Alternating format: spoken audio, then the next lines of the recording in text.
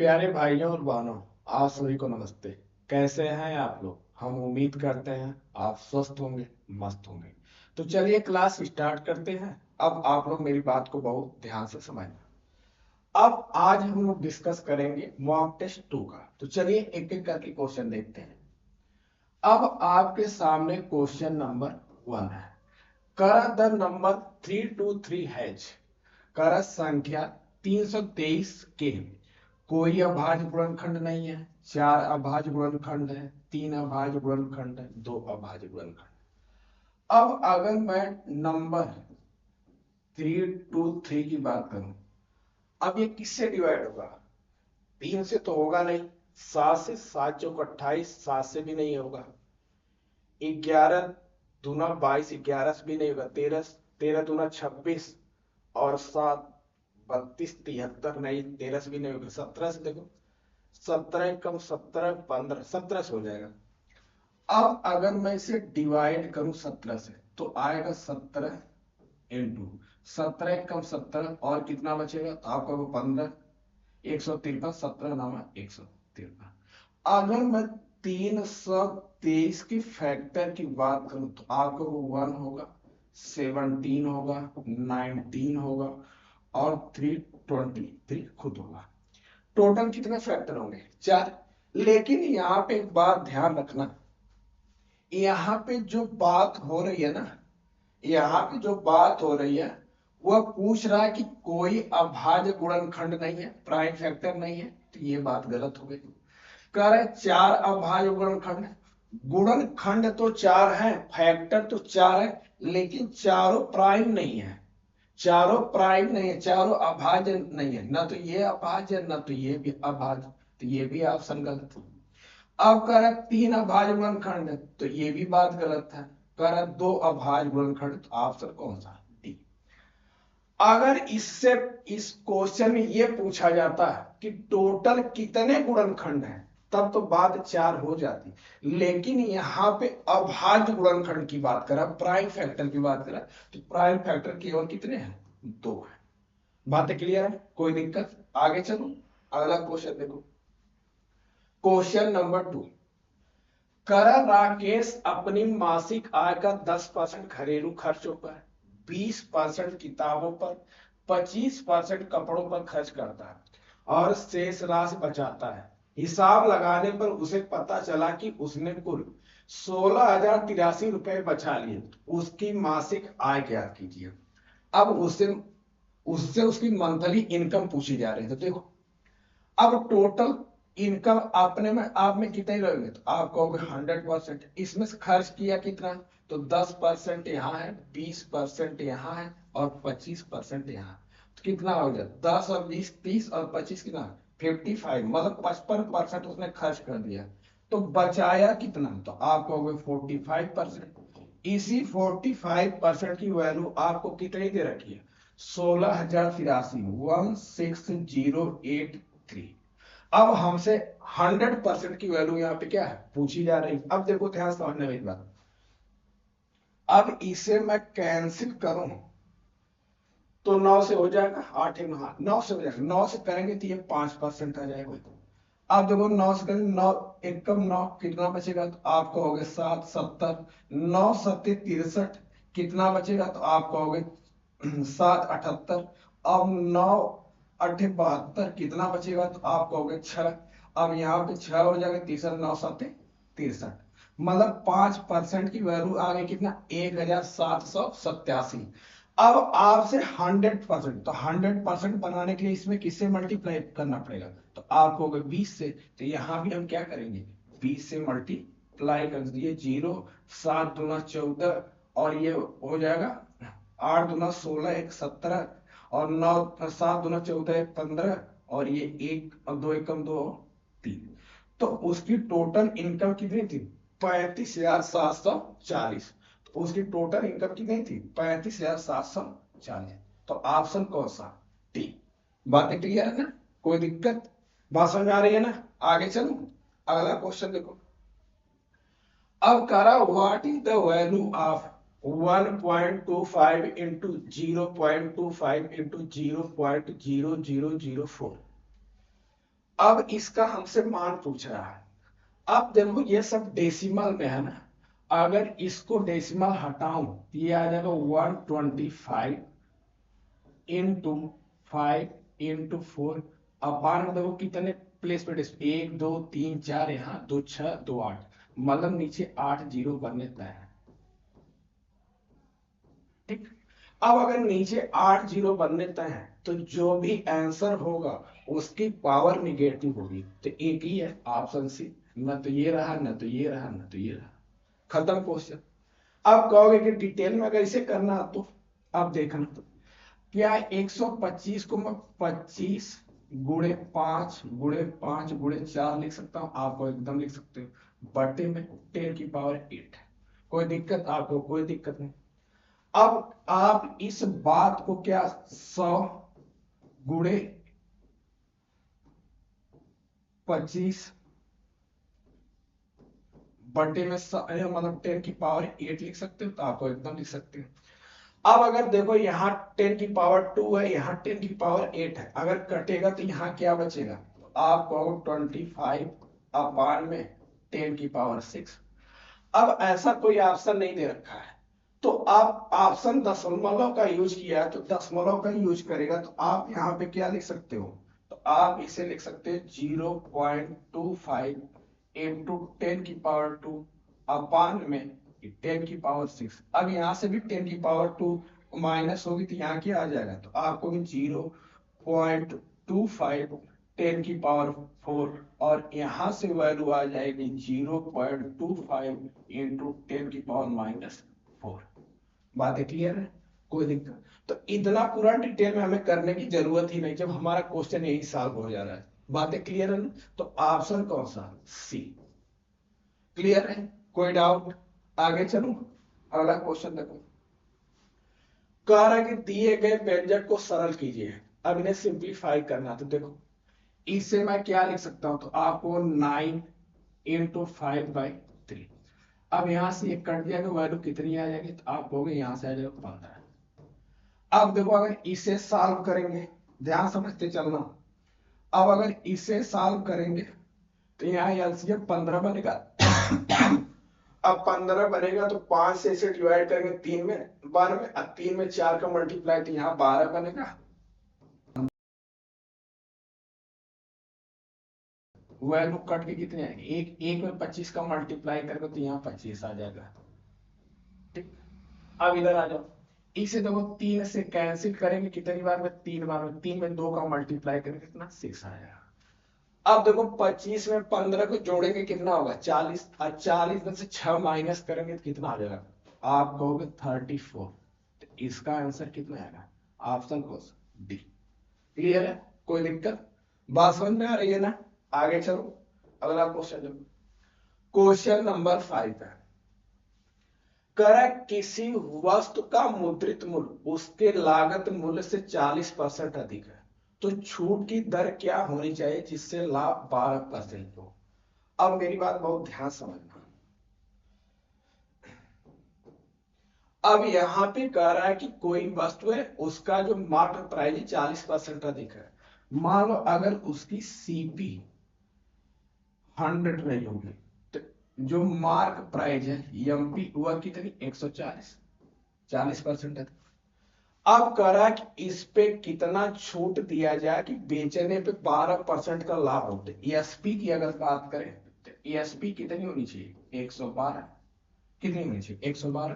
तभी तो आप 100 का सामान 112 में बेचोगे तो 12% का क्या होगा? लाभ होगा। अब अगर यहाँ पे देखो माइनस करें तो कितना आ जाएगा? तो आपको 28 रुपए की छूट मिली।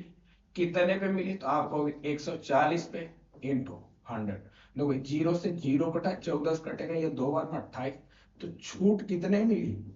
20%। ओवरऑल छूट कितने मिली उसे? 20%। तो ऑप्शन कौन सा? सी। बात है क्लियर है? कोई डाउट? आगे चलो, अगला क्वेश्चन देखो। Question number 6। अब करा 3 संख्याएं 19:21:23 के अनुपात में है। यदि तीसरी संख्या के 3 गुने और पहली और दूसरी संख्या कि योग का अंतर 841 है, तो पहली और तीसरी संख्या का अंतर ज्ञात कीजिए। अब देखो पहली और तीसरी संख्या के अंतर की बात करें ना, तो अब यहां देखो पहली संख्या 19, तीसरी कितना 23, डिफरेंस कितने का है 4 का है। कितने का है 4 का। अब जो भी ऑप्शन होगा ना वो 4 का मल्टीपल होगा। तो देखो ना तो ये 4 का मल्टीपल है ना तो ये 4 का मल्टीपल है, फिर भी अब दो ऑप्शन में फंस गए ना। लाओ सॉल्व भी कर लेते हैं। चलो देखो, अब कह रहा कि तीसरी संख्या का 3 गुना, मतलब ये हो जाएगा 23 का 3 गुना कितना 69 माइनस।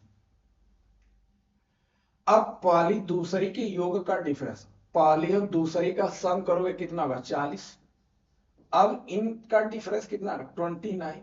अब इसी की वैल्यू हमें कितनी दे रखी है, तो आप कहोगे 841 दे रखी है। 841 दे रखी है, तो कितनी बार कट जाएगा, तो आप कहोगे 29 बार में कट जाएगा। मतलब एक यूनिट की वैल्यू कितनी है 29 है।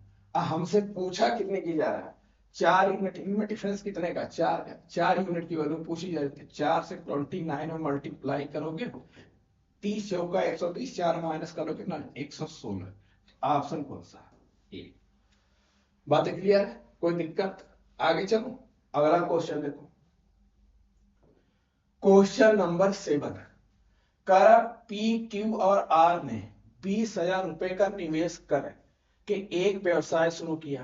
5 महीने बाद पी ने 5,000 रुपए, क्यू ने 4,000 रुपए निकाले और आर ने 6,000 रुपए का और निवेश किया। वर्ष के अंत में कुल लाभ 34,950 रुपए दर्ज किया गया, तो पी का हिस्सा कितना होगा। पी का हिस्सा कितना होगा। अब मेरी बात बहुत ध्यान से समझना। अब ये पी है, ये क्यू है, ये आर है। तीनों लोगों ने 20-20 हजार रुपए लगा के बिजनेस क्या किया शुरू किया। तो अब 20,000 ये भी लगाए और 20,000 ये भी लगाए और 20,000 ये भी लगाए। तीनों लोगों ने बिजनेस क्या किया शुरू किया। अब करा 5 महीने बाद, मतलब 5 महीने तक ये लोग साथ रहे, तो 5 महीने तक यहाँ 5, यहाँ 5 और यहाँ 5, मतलब 5 महीने तक ये लोग साथ रहे।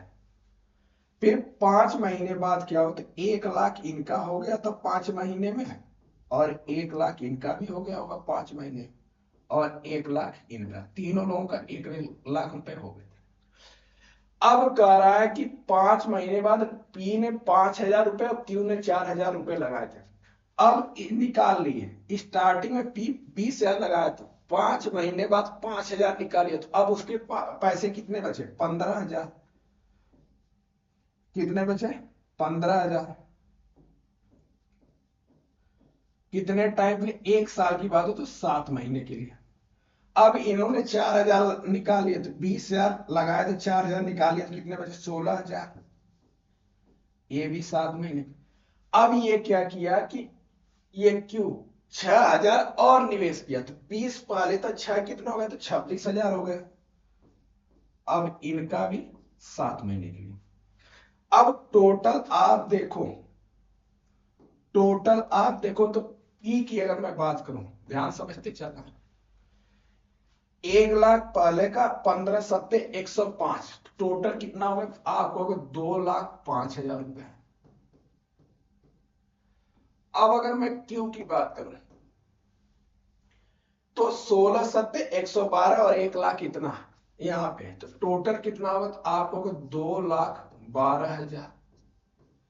अगर एस की बात करूं, सॉरी आर की,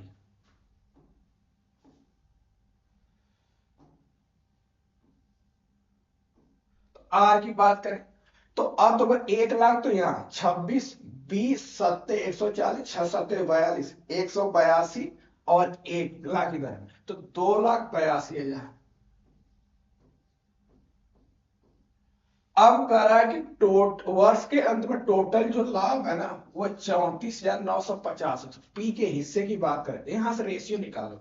अगर आप रेशियो की बात करोगे ना तो देखो ये कट जाएंगे, ये 3 0 यहाँ, ये यहाँ, तो जो पी क्यू और आर का रेशियो आएगा ये 205 212 और 282 आएगा। अब हमसे पी की वैल्यू पूछी जा रही है। अब अगर यहाँ पे बातें आप ऑब्जर्व कर पा रहे हैं तो देखो ना, ये अगर इसे आप फैक्टर में तोड़े तो इसे क्या लिख सकते हैं, 5 इंटू 41। अब देखो 41 एक प्राइम नंबर कहीं कटने पिटने वाला नहीं है, जो भी ऑप्शन होगा 41 का मल्टीपल होगा। क्या ये 41 से कटता है? नहीं। क्या ये कटता है? नहीं। क्या ये कटता है? नहीं। एक ही ऑप्शन, खत्म क्वेश्चन, आगे हमें करना ही नहीं है। बातें क्लियर है ना? आगे चलो, अगला क्वेश्चन देखो, क्वेश्चन नंबर 8 कह रहा है 11 परिणामों का औसत 50 है यदि पहले 6 परिणामों का औसत 51 और अंतिम 6 परिणामों का औसत 59 है, तो छठा परिणाम क्या होगा? अब देखो, अगर 11 की बात करें, 11 का औसत कितना, 50, टोटल कितना होगा, 550 होगा। लेकिन कह रहा पहले 6 का जो एवरेज है, ध्यान समझना, पहले 6 का कितना है, तो आप कहोगे 51 है।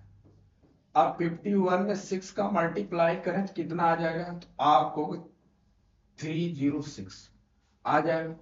कर अंतिम 6 की बात करें तो अंतिम 6 का क्या है, 59। ये 59 में 6 का मल्टीप्लाई करो तो 6 9 54 और 6 बचे 30 और 5 कितना आ जाएगा, 35। अब इनका अगर सम करें तो आप कहोगे ये आ जाएगा 6 4 10 और एक 5 1 6 और 3 कितना, 6। ठीक। अब कह रहा है 11 का टोटल संख्या 11 है, तो अब यहाँ पे 11 का औसत 50 दे रखा, पहले 6 का इतना दे रखा और लास्ट की 6 का इतना, तो एक बीच वाला जो नंबर होगा 6 नंबर, वह इसमें भी आ रहा है और इसमें भी आ रहा है, मतलब वो ओवरलैप करा, तो उसका यूज 2 बार हो रहा है। उसके यूज से वैल्यू कितनी बढ़ रही है, तो आप कहोगे 110। वह 2 बार यूज हो रहा है तो वैल्यू कितनी बढ़ रही है, मतलब 110। तो जो छठवां नंबर होगा उसका मान कितना होगा, 110। ऑप्शन कौन सा, ए। बातें क्लियर है, कोई दिक्कत? आगे चलो, अगला क्वेश्चन देखो। अब क्वेश्चन नंबर 9 है, कर चार अभाज्य आरोही क्रम में, सॉरी, 4 अभाज्य संख्याएं आरोही क्रम में ली जाती हैं। पहली 3 का गुणनफल 385 है, अंतिम 3 संख्याओं का गुणनफल 1001 है, तो पहली संख्या क्या है? देखो यहां पे अगर आप नोटिस करो ना, बात किसकी हो रही है, प्राइम नंबर की हो रही है। किसकी हो रही है, प्राइम नंबर की। तो अब प्राइम नंबर, अब अगर यहाँ पे नोटिस करो प्राइम नंबर की बात हो रही थी, अब कोई भी प्राइम नंबर मल्टीप्लाई है तो उसके लास्ट में 5 आया, तो पूरी मैथमेटिक्स में एक ही है प्राइम नंबर है जिसका मल्टीप्लाई करने में 5 दे सकता है, वो 5 है। ये क्या है, 5 है, इसके अलावा तो और कुछ नहीं है। तो ये कंफर्म हो गया, इसमें पहला मतलब एक नंबर 5 तो तय हो गया, इसमें एक नंबर 5 तो तय हो गया। अगर 5 से डिवाइड करो तो ये कितना बनेगा, तो आपको 5 7 35 और 3 हो जाए 5 7 35, मतलब जो पहला ये वाली नंबर है ये 5 गुणे 7 गुणे 11। अब अंतिम 3 का, तो अंतिम 3 से हमें लेना देना ही नहीं है, हमें कारा पहली संख्या पूछा जा रहा था, तो पहली संख्या क्या है, वो भी कार आरोही क्रम में, बढ़ते क्रम में है, तो सबसे पहला नंबर क्या होगा, जो सबसे छोटा होगा, तो ऑप्शन कौन सा, सी। तो पहला नंबर क्या होगा, 5 होगा। पहला नंबर क्या होगा, 5। बातें क्लियर है ना, कोई डाउट? आगे चलूं, अगला क्वेश्चन देखो, क्वेश्चन नंबर 10। अब कह रहा है एक परिवार में 2 दादा दादी, 2 माता पिता और 2 नाती पोते हैं। दादा दादी की औसत आय 69, माता पिता की औसत आय 39 और नाती पोतों की औसत आय 9 वर्ष है, तो परिवार की औसत आय पूछा जा रहा है। देखो अगर दादा दादी की बात करें, इनका एवरेज कितना है, 69। अब इनका टोटल कितना हो, 2 से मल्टीप्लाई कर दें तो कितना हो जाएगा, तो आपको 70 दूना 140, 2 कम कर दो 138। अब कह रहा इतना माता पिता का 39, तो 40 दूना 80, 2 कम कर दो कितना आ जाएगा 78। अब ये 9 दूना 18। तो टोटल अगर सम किया जाए तो 8 तरीके 24 के 4, 7 3 10 और 10 2 12, और ये कितना आ जाएगा तो आपको एक है 2000।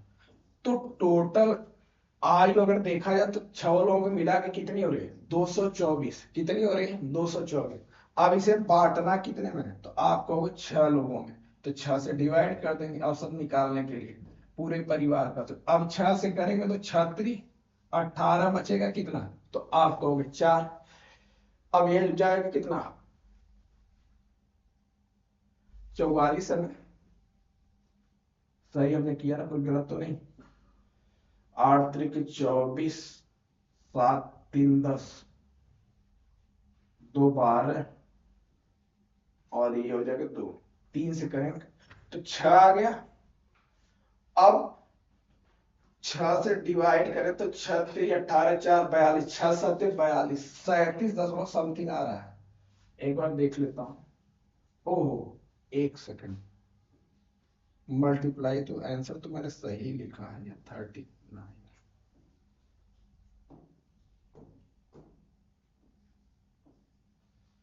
78 9 दूना 1 मिनट, ये 18 होगा ना? यहाँ पे कितना बनेगा एक सेकंड,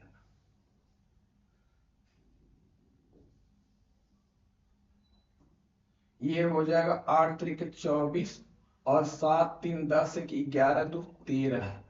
कितना बचेगा तो आप कहोगे एक, ये हो जाएगा 2। अब इसे 6 से डिवाइड करेंगे, किससे करेंगे 6 से। तो अब देखो 6 से करेंगे तो कितना होगा, मतलब 6 3 18, 5 बचेगा, 6 9 से गुणा। तो पूरे फैमिली की एवरेज कितना आ जाएगा तो आप कहोगे 39। बातें क्लियर है, कोई दिक्कत? आगे चलो, अगला क्वेश्चन देखो। Question number 11। एक दुकानदार 1700 रुपए में एक वस्तु बेचने पर 15% हानि उठाता है। 20% लाभ कमाने के लिए उसे उस वस्तु को किस कीमत पर बेचनी पड़ेगी। अब बताओ, जो भी प्राइस होती है सीपी अपने आप में कितनी होती है 100% होती है। कितनी होती है 100%। अब कह रहा है 1700 में बेचने में से 15% का लॉस हो रहा है, तो मतलब बेच कितने का तो आप कहोगे 85% पे। तो मतलब ये जो 85% की वैल्यू कितनी दे रखी है 1700। कितनी दे रखी है 1700। अब कह रहा 20% लाभ लेना चाहिए। अब 100% सीपी है, 20% लाभ लेने के लिए कितने बेचेगा 120% पे। अब हमसे इसी 120% की वैल्यू पूछे तो 85% की वैल्यू 1700, तो 1% की कितनी होगी तो आप कहोगे कि 20 हो जाएगी। कितनी हो जाएगी 20। 1% की वैल्यू कितनी हो जाएगी 20, तो 120% की कितनी हो जाएगी तो आप कहोगे इसमें 20 से मल्टीप्लाई कर दो। तो 120% की जो वैल्यू हो जाएगी, तो 1 मिनट, 120% की वैल्यू चाहिए ना, आप क्या करोगे 120 में 20 से मल्टीप्लाई कर दो, कितना आ जाएगा तो आप कहोगे 2400। कितना आ जाएगा 2400। तो अगर उसे 20% लाभ लेना है, कितना परसेंट 20% लाभ लेना है, तो कितने में बेचना पड़ेगा 2400 रुपए में। कितने में बेचना पड़ेगा 2400 रुपए में। तो ऑप्शन कौन सा डी। ऑप्शन कौन सा डी। बातें क्लियर ना, कोई दिक्कत? आगे चलो, अगला क्वेश्चन देखो। अब कह रहा है कि दो बहुपद है x² - 5x + 6 और x² - 7x + 12 का एलसीएम x - 3 तो उसका एलसीएम क्या होगा। देखो, अगर एलसीएम आपको दे रखा है और एलसीएम पूछा जा रहा है, एलसीएम कितना है x - 3, तो एलसीएम हमेशा एलसीएम का क्या होता है फैक्टर होता है। एलसीएम का क्या होता है फैक्टर होता है। देखो, ये ऑप्शन हो सकता है क्योंकि यहाँ पे एलसीएम, इसका एलसीएम का फैक्टर ये हो सकता है, बट ये दोनों तो यूं ही हटा दो, हटा दो। अब अगर आप नोटिस करो तो x² 5x + 6 जो लिखा गया है ना, वह इसका आप कहोगे तो वह x - 3 और x माइनस 2 को जब आपस में मल्टीप्लाई करेंगे तो ये वैल्यू आएगी, या कह लो इसके जो फैक्टर आएंगे x माइनस 3 और x माइनस 2 आएंगे। तो आप देखो ये भी नहीं हो सकता, एक ही ऑप्शन बचा क्या डी। हमें उसे चेक ही नहीं करना, छोड़ देंगे वैसे। बातें क्लियर है ना, कोई दिक्कत? आगे चलो, अगला क्वेश्चन देखो। अब कह रहा है एक आयताकार भूखंड की लंबाई उसकी चौड़ाई की 3 गुनी है। भूखंड का क्षेत्रफल 7668 मीटर स्क्वायर है, तो भूखंड का परिमाप बताओ। अब कह रहा उसकी लंबाई उसकी चौड़ाई की 3 गुनी। अगर मान लो हमने चौड़ाई तो उसकी मान लिया कितना x, तो लंबाई कितनी हो जाएगी, तो आपको 3x। अब इसका आपस में मल्टी 3x², एरिया कितना दे रखा है, तो आपको होगा 768, यही दे रखा है। अब इसे अगर मैं 3 से कैंसिल करूं तो देखो 3 दूना 6, एक बचेगा 16, 3 बचे 15, एक बचेगा 3 6 18। तो x² की वैल्यू 256, तो x बराबर कितना हो जाएगा, तो आपको होगा 16। क्या हो जाएगा 16। अब उसकी चौड़ाई कितनी आ गई 16, तो लंबाई कितनी होगी, अगर ये 16 है तो ये कितना 3 गुना 48। अब हमसे क्या पूछा जा रहा, परिमाप पूछा जा रहा। क्या पूछा जा रहा, परिमाप। परिमाप क्या होता है, तो आपको अगर 2l+b, तो 2 यहाँ पे l कितना 48, b कितना 16। अब यहाँ पे मल्टीप्लाई करोगे 64 दूना कितना 128, तो इसका जो परिमाप आएगा कितना आएगा 128। तो ऑप्शन कौन सा, सी। बातें क्लियर है, कोई दिक्कत? आगे चलो, अगला क्वेश्चन देखो। Question number 14। करा 10% अर्धवार्षिक चक्रवृद्धि ब्याज पर 64,000 रुपए कितने वर्षों में 74,088 रुपए हो जाएंगे। अब मेरी बात बहुत ध्यान से समझना। अब कह रहा 10% अर्धवार्षिक चक्रवृद्धि, मतलब अगर उसका rate of interest 10% per annum, तो हाफ ईयरली कितना होगा, तो हाफ ईयरली आपको होगा 5%। हाफ ईयरली कितना हो जाएगा 5%। बात क्लियर है। अब 5% की फ्रैक्शन वैल्यू की मैं बात करूं, ध्यान समझना। 5% की फ्रैक्शन वैल्यू की कितना है 1/20, कितना हो जाएगा 1/20।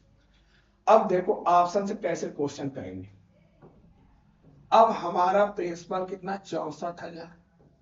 अब कह रहा हूं कितने समय बाद कितना हो जाएगा, तो आपको 74088 ये पूछ रहा है कितने समय। हमारा जो रेट ऑफ इंटरेस्ट 5% है, तो अब ये क्या 20 में 21। अब मेरी बात समझते चलना, 21/20 ये कितनी बार किया जाए कि हमारी वैल्यू 74,088 रुपए आ जाए। अब समझो मेरी बात। अगर मैं 3 साल लेता हूं, कितना लेता हूं 3 साल, तो 3 साल में हाफ ईयरली कितनी होगी, तो आप कहोगे 6 होगी। अब ऐसे अगर हम 6 बार करेंगे तो मान लो 3 जीरो तो कट जाएगा, लेकिन जो 3 जीरो एक्स्ट्रा होगा तो आंसर हमारा डेसिमल में आना चाहिए, तो ये तो ऑप्शन हो ही नहीं सकता। अब अगर हम 2 साल लेते तो 2 साल में हाफ ईयरली कितनी होगी, तो आप कहोगे 4। अगर मैं 4 बार करूँ ना, ध्यान समझना, अगर 4 बार करूँ तो 3 जीरो तो यूं कट जाएंगे, लेकिन ये कि जीरो है ना, यहां से अगर डिवाइड करेंगे फिर मल्टीप्लाई करेंगे तो आंसर डेसिमल में आना चाहिए, तो ये भी नहीं हो सकता, तो ये भी हट गया। ठीक, अब ये भी नहीं हो सकता, फिर क्या होगा, अब समझ लो। अगर हम 1.5 साल लेते हैं, 1.5 साल में हाफ ईयरली कितनी होगी 3 होगी। अगर 3 होगी ना, तो अगर मैं 3 बार करता हूं, ध्यान से चल समझते चलना, तो आप देखो ये तीनों जीरो एक कट गए, कट गए। अब देखो 2 दूना 4 दूना 8, 8 से कट जाएगा 8 बार में। अब देखो यहाँ पे एक एक मल्टीप्लाई करेंगे 8 यूनिट प्लेस पे 8 दे देगा, तो ऑप्शन कौन सा, सी। मतलब कितने साल में, तो आप कहोगे 1.5 साल में ये हमारा 64,000 74,088 रुपए हो जाएगा। बातें क्लियर है ना, कोई दिक्कत तो नहीं। आगे चलो, अगला क्वेश्चन देखो। अब क्वेश्चन नंबर 15 है। कह रहा कि 2025 लीटर दूध और पानी के मिश्रण में दूध और पानी का अनुपात 12:13 है। तो 12:15 के अनुपात में दूध और पानी वाला नया मिश्रण प्राप्त करने के लिए कितना पानी मिलाना होगा। यहाँ पे पानी मिलाने की बात कर रहा है। अब अगर देखा जाए, ये मान लो मिल्क है और ये वाटर है। अब इनकी बात किया जाए तो ये अगर देखो तो दोनों का सम कितना 25, 25 से डिवाइड कर तो 25 एक कम 25/200 और 25 एक कम 81, 81 और 12 का करोगे तो 12 एक कम 12, 12/96 और कितना 96, 97 अब 92। ये दूध हो गए। अब क्या हो जाएगा, अगर पानी की बात करें तो एक ज्यादा 81 जोड़ दो, ये हो जाएगा 3, 8, 7, 15 और ये हो जाएगा 9, 1, 10 हो गया। तो स्टार्टिंग में दूध कितना है, आपको 972 लीटर, पानी कितना 1053 लीटर। अब कह रहा कि इसमें कितना पानी और मिलाया जाए, मतलब कह रहा कितना पानी और मिलाया जाए। अब हमें पता नहीं, हमने कहा 1 लीटर पानी और मिला लो तो वो नया अनुपात बनेगा 12:15 का बन। अगर इसे सिंप्लीफाई करें ना, 3 से कटेगा 4 और 5, मतलब 4:5 का बनना चाहिए। अब क्रॉस मल्टीप्लाई कर दो, या दो करने से कट भी तो जाएगा, 4 से इसे कैसे कर बनाए, 4 से करोगे तो ये आ जाएगा 4 दूना 8, कितना बचेगा, तो आप कहोगे 4 दूना 8, बचा के 1, 17, 4 चौके 16, एक बचा और 4 3 12। अब मल्टीप्लाई करेंगे तो 1053 प्लस एक्स इक्वल टू 5 3 15, 5 चौके 20 और 1 21 और 5 दूना 10 2 12। अब एक्स की वैल्यू कितनी आ जाएगी, 1215 माइनस 1053। अब माइनस करेंगे तो ये कितना जाएगा 2। अब 11 में से 5 जाएगा 6 और यहाँ पे कितना आ जाएगा, तो आपको 1 में से 0 जाएगा 3। तो हमें कितना पानी मिलाना पड़ेगा, तो 162 लीटर। ऑप्शन कौन सा है, ए। क्लियर है, कोई दिक्कत, बात समझ में आ रही है ना। आगे चलो अगला क्वेश्चन। कह रहा है एक चोर को पुलिसकर्मी से 250 मीटर दूरी से देखा। जब पुलिसकर्मी ने उसका पीछा करना शुरू किया तो चोर भी भागने लगा। यदि चोर की गति 16 किलोमीटर प्रति घंटा और पुलिसकर्मी की गति 20 किलोमीटर प्रति घंटा है तो चोर पकड़े जाने से पहले कितनी दूरी भाग सकता था। अच्छा, अब समझो मेरी बात। मान लो यहाँ पे ये चोर है और ये पुलिस है। अब इनके बीच की दूरी 250 मीटर है। कितने, 250 मीटर है। ध्यान समझते चलना। अब पुलिस चोर को मतलब पकड़ने के लिए दौड़ना शुरू किया तो चोर भी भागना शुरू कर दिया। अब जब दोनों एक तो भागने लगे तो उस समय देखा गया कि पुलिस के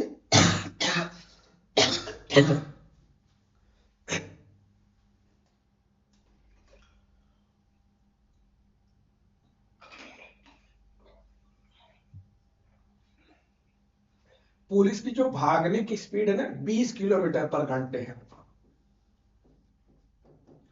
20 किलोमीटर पर घंटे है। और जो चोर की स्पीड है ना 16 किलोमीटर पर घंटे है। तो स्पीड में डिफरेंस कितने का, 4 किलोमीटर पर आवर का। अब इसी स्पीड की वजह से ये चोर को पकड़ पाएगा।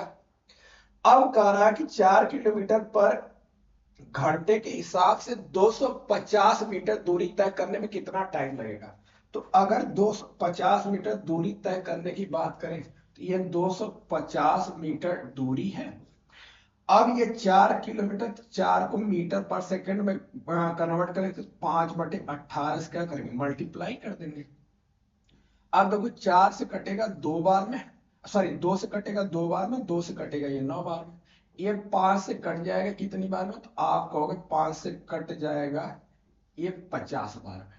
अब 2 से कटेगा 25 बार में और 9 ऊपर जाकर मल्टीप्लाई करेगा तो कितना आएगा, 225 सेकेंड आ जाएगा। मतलब उसे पकड़ने में कितना टाइम लगेगा, 225 सेकेंड। तो 225 सेकंड में चोर भी तो कोई दूर तक भागा होगा, ऐसा तो नहीं खड़ा रहा, वो भी भाग रहा था। अब कह रहा कि जब उसे पकड़ा गया तो कितना दूरी वह तय कर चुका था, तो अब 225 सेकंड में 16 किलोमीटर पर स्पीड से वह कितना दूरी तय किया, वो हमसे पूछा जा रहा है। तो अब बताओ, अगर उससे 225 किलोमीटर 225 सेकंड में अगर वह 16 किलोमीटर पर घंटे के हिसाब से जाए, इसे मीटर पर सेकंड में बदलना तो किससे कर देंगे, 5/18 से। अब यहां पे देखना, अब ये 2 से कटेगा 8 बार में, ये 2 से कटेगा 9 बार, 9 से ही कटेगा कितनी बार में, तो आप लोगों को 25 बार में। तो 25/200 25 कितना, 1000। मतलब तब तक चोर जो है 1000 मीटर दूरी क्या कर कवर कर चुका होगा जब तक उसे पकड़ा जाए। बातें क्लियर ना, ये बात समझ में आ गई या नहीं आ गई? हमने बस इतनी सी बात समझाई आपको कि ये पुलिस है, ध्यान समझो, और ये चोर है। पुलिस यहां से 20 किलोमीटर पर घंटे की स्पीड से उसे दौड़ाना शुरू किया, चोर भी 16 किलोमीटर पर स्पीड से भाग रहा है। अब बताओ कि 250 मीटर दूरी करने में कितना टाइम लगेगा कवर करने में, तभी तो पकड़ पाएगा। तो आपने कहा कि जो इनके स्पीड का डिफरेंस हो 4 किलोमीटर पर आवर के हिसाब से, तो हमने कहा 4 किलोमीटर पर आवर के हिसाब से अगर वो पीछा करे तो कितनी देर में पहुंच पकड़ लेगा, तो आपने कहा 225 सेकंड में। तो अब 225 सेकंड चोर भी तो भागा होगा, तो खड़ा तो रहा नहीं होगा, और जब भागा होगा तो किस स्पीड से भागा, 16 किलोमीटर पर आवर के हिसाब से। तो अगर मीटर पर सेकंड 5/18 इसे सिंप्लीफाई किया, तो जब तक चोर को पकड़ेगा तब तक वह 1000 मीटर दूरी और तय कर लेगा। बातें क्लियर है ना? तो ऑप्शन कौन सा, बी। आगे चलो, अगला क्वेश्चन देखो। अब कह रहा है एक काम को सी 24 दिन में और डी 16 दिन में पूरा कर सकता है। दोनों ने मिलकर काम शुरू किया, लेकिन डी ने काम पूरा होने से 4 दिन पहले ही छोड़ दिया, तो वह काम कितने दिन में पूरा हुआ? अब देखो मेरी बात समझना, ये सी है और डी है, इनकी इफिशियंसी निकाल लेते एक दिन का। 3 का एलसीएम कितना आ जाएगा, तो 24 और 16 का आ जाएगा 48। अब सी की इफिशियंसी देखा जाए तो 3 है, एक दिन में 3 यूनिट काम कर सकता है, और डी एक दिन में 2 यूनिट काम कर सकता है। ठीक, अब दोनों कुछ दिन तक मिल के काम किए साथ में। अब कह रहा कि अंतिम 4 दिन में, मतलब 4 दिन बचा था, उसे पहले काम छोड़ दिया था। अब 4 दिन पहले डी काम छोड़ दिया, तो लास्ट के 4 दिन काम कौन किया होगा, सी। अगर ये बताओ कि अगर एक दिन में सी 3 काम कर सकता है, तो 4 दिन में कितना किया होगा, तो आपको 12 काम किया होगा। कितना काम किया होगा, 12। अब टोटल काम 48 था, 12 काम ये किया, तो काम कितना बचा, तो आप कहोगे 48 में से 12 माइनस कर दो, 36 काम बचा। कितना काम बचा, 36 काम बचा। अब 36 काम बचा, बातें क्लियर ना, कोई दिक्कत तो नहीं? चलो, अब अगर एक सेकंड हमने गलती कर दी, एक सेकंड, इस सी की इफिशियंसी 2 होगी ना, और इसकी 3 होगी, ये 2 होगी, ये 3 होगी, ठीक है ना। अब जो है यहां पे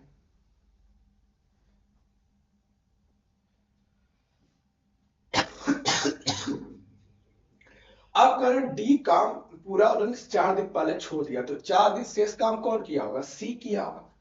अब अगर सी एक दिन में 2 काम करता, तो 4 दिन में कितना काम किया होगा, 8 काम किया होगा। कितना किया होगा, 8। अगर 8 काम किया होगा 4 दिन में, अब मेरी बात समझना, तो अगर टोटल काम 40 है, अगर 48 है, 8 काम उसने किया, तो बचा कितना, 40। अब ये 40 काम ना सी और डी दोनों मिल के किए हैं, तो अगर दोनों मिल के किए हैं तो एक दिन में कितना काम हुआ होगा, 5। तो 40 काम करने के लिए कितना टाइम लगा होगा, तो आप कहोगे 8। तो अब पूछना पूरा काम कितने दिन में कंप्लीट हुआ, तो 8 दिन तो दोनों साथ में मिल काम किए, और 4 दिन सी अकेला काम किया, तो टोटल काम कितना दिन चला, तो आप कहोगे 12 दिन। ऑप्शन कौन सा, सी। बात है क्लियर? आगे चलो, आगे देखो। अब करें क्वेश्चन नंबर 58। कर पाइप ए और बी खाली टंकी को 12 घंटे और 16 घंटे में भर सकते हैं। दोनों पाइप एक साथ खोले जाते हैं और 3 घंटे बाद पाइप भी बंद कर दिया जाता, तो पाइप ए को टंकी के शेष भाग भरने में कितना समय लगेगा? सेम क्वेश्चन, बस कॉन्सेप्ट सेम है, बस यहाँ पानी की बात, वहां काम की बात है। अब यह बताओ, यहाँ पे ए है, ये 12 घंटे में भर सकती है, बी के 16। अब अगर इनकी इफिशियंसी देखें, एलसीएम कितना होगा, तो आप कहोगे 48। अब इनकी कितनी होगी? 4, और इनकी कितनी? 3।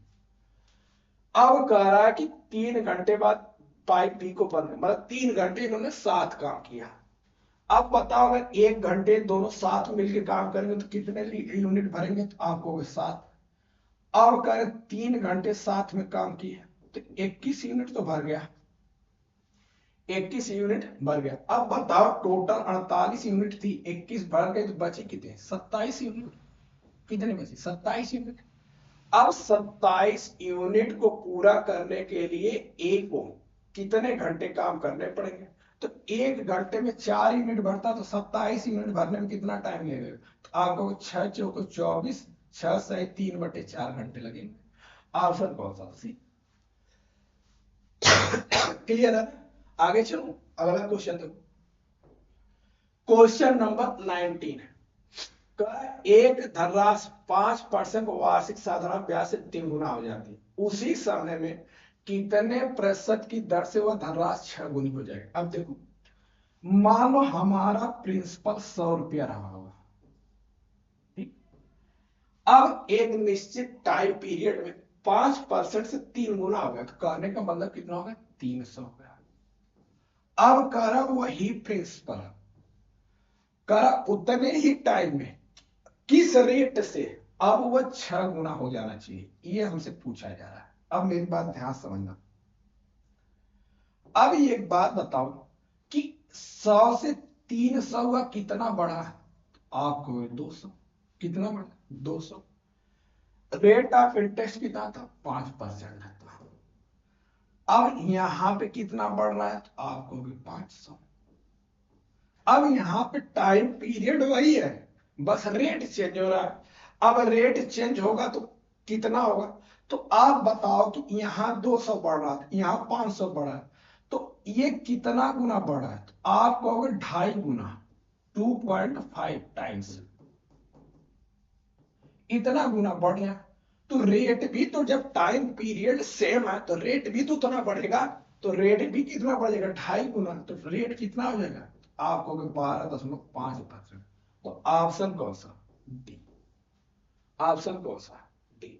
बात क्लियर है? कोई दिक्कत? आगे चलो, अगला क्वेश्चन।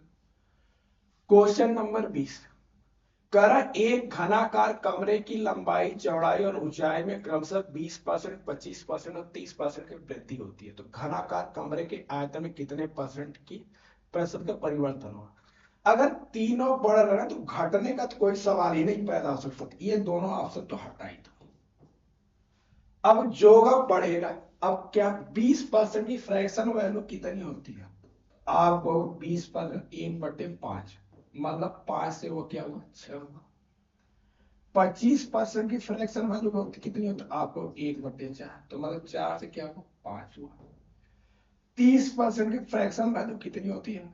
आप कहोगे 3/10, 10 से कितना है? आप कहोगे 13। अब जो कटने पिटने वाला काट पीट, ये देखो यहां से कट गया, कट गया। अब देखो ये 2 से कटेगा कितनी बार में? 2 बार। ये 2 से कटेगा 3 बार।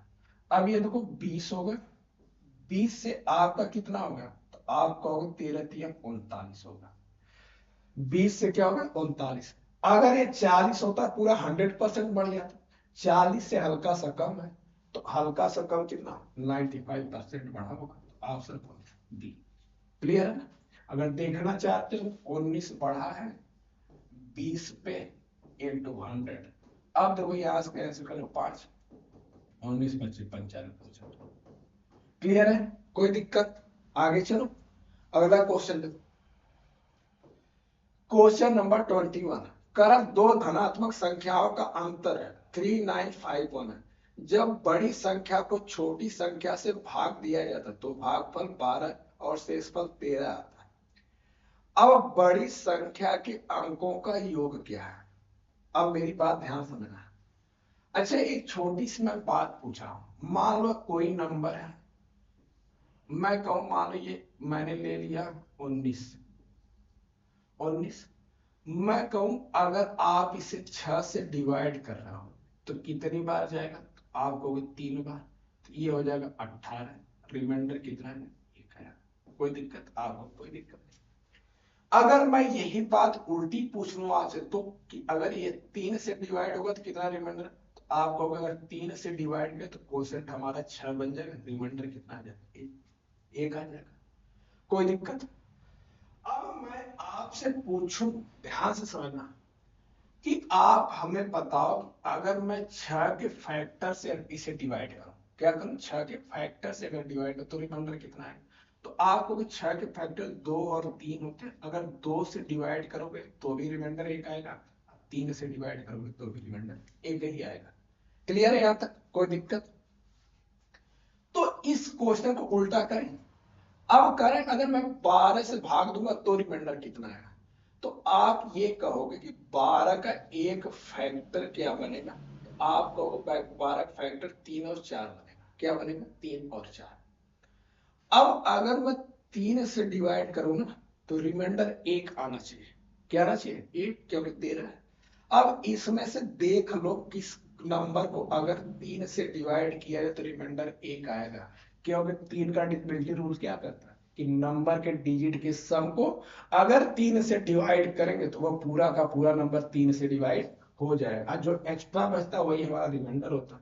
तो 3 से 13 को डिवाइड कर रिमाइंडर 1 आएगा, तो देखो यहाँ पे 16 होगा, वो उसके डिजिट का सम कितना होगा, 16 को अगर 3 से डिवाइड करोगे तो रिमाइंडर कितना आएगा, 1 आएगा। अगर इसे पूरा डिटेल में करना चाहते तो अभी मैं करके आपको दिखा देता हूं, ध्यान से समझना। करा दो संख्याओं का अंतर, मान लो एक संख्या x और y है, x माइनस वाई बराबर कितना हो, तो आप कहोगे 3951, ठीक। अब करा बड़ी संख्या को जब छोटी संख्या से भाग दे, मतलब अगर x को y से डिवाइड किया जाता है तो कोशेंट 12 और रिमाइंडर 13 आ जाए, तो मैं कह सकता हूँ x बराबर 12 y प्लस 13 होगा। अब यहां से हम x या y की वैल्यू निकालें तो देखो y पुट करेंगे यहाँ पे x की जगह, तो 12 y प्लस 13 माइनस y बराबर 3951। अब यहाँ से 11 y बराबर, यहाँ माइनस का 11 से 3 जाएगा 8 बचेगा, यहाँ बचा क्या 4 में से 1 जाएगा 3 बचेगा, और ये 9 हुआ, ये 3 हुआ, ठीक। अब इसे आप डिवाइड करो, 11 से कैंसिल करोगे तो 11 3 33, यहाँ कितना बचेगा, तो आपको 6 63, 11 5 55, 8 बचे 11 बटे 28, वाई की वैल्यू कितनी होगी 358, वाई की वैल्यू कितनी होगी 358। फिर अगर x की बात करें, x क्या हो जाएगा 358 इंटू 12 प्लस 13, अब देखो 12 बटे 96, 9 बचा, 12 पचे 60 और 9 के 69, अब 12 या 36, 36 में 6 जोड़ोगे 42, अब प्लस 13, देखो 36 9, 9 1 10, और ये हो जाएगा कितना 3 और ये 4। अब सम को 9 3 12 4 16, तो ऑप्शन कौन सा बी। तो इतना लंबा सिस्टम हमें क्या करने की जरूरत है, जब चीजें यही बन रही है तो इतना लंबा करके हमें टाइम खराब करने की क्या जरूरत है, या कैलकुलेशन में भी गलती हो सकती है। बातें क्लियर है ना, कोई दिक्कत, बात समझ में आ रही है या नहीं, आगे चलूं, अगला क्वेश्चन देखो, क्वेश्चन नंबर 22। अब करा 3 शर्ट और 2 पैंट की कीमत 950 है, जबकि 2 शर्ट और 2 पैंट की कीमत 1050 है, तो 4 पैंट और 5 शर्ट की कीमत क्या होगी। अच्छा, अब करा 3 शर्ट है और 2 पैंट है, इनकी कीमत कितनी है 950। अब 2 शर्ट है और करा 3 पैंट, तो इनकी कीमत टोटल कितनी 1050। अगर इनका मैं सम करूं तो यहाँ 5 शर्ट आ जाएगी और 5 पैंट आ जाएगा, तो कितना आ जाएगा, तो आपको 2000। तो एक शर्ट और एक पैंट की कीमत कितनी हो जाएगी, तो आपको 400। कितनी होगी, 400। कोई दिक्कत, आपको कोई दिक्कत। अब यहाँ पे नोटिस करो कि एक शर्ट और एक पैंट की कीमत 400 रुपए है। अब यहाँ पे ध्यान से देखना, अब यहाँ पे क्या हो रहा है कि यहाँ पे 3 शर्ट और 2 पैंट, मैं कह रहा हूं 2 अगर मैं शर्ट ले लेता और 2 पैंट, तो एक शर्ट और एक पैंट की कीमत 800 400 रुपए, 2 शर्ट और 2 पैंट की कीमत कितनी है, 800 होनी चाहिए।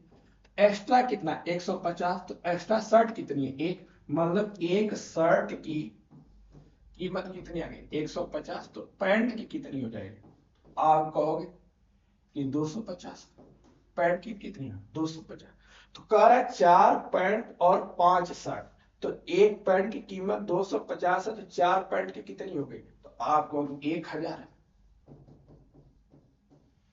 और 5 शर्ट, अब एक शर्ट की कीमत 150 है, तो 5 की कितनी हो जाएगी, 150 में 5 का मल्टीप्लाई करोगे 750। टोटल कितना होगा, 1750। तो 4 शर्ट और बस 4 पैंट और 4 शर्ट की कीमत, 5 शर्ट की कीमत कितनी हो जाएगी, 1750 रुपए। बातें क्लियर है, कोई दिक्कत, आगे चलो अगला क्वेश्चन देखो।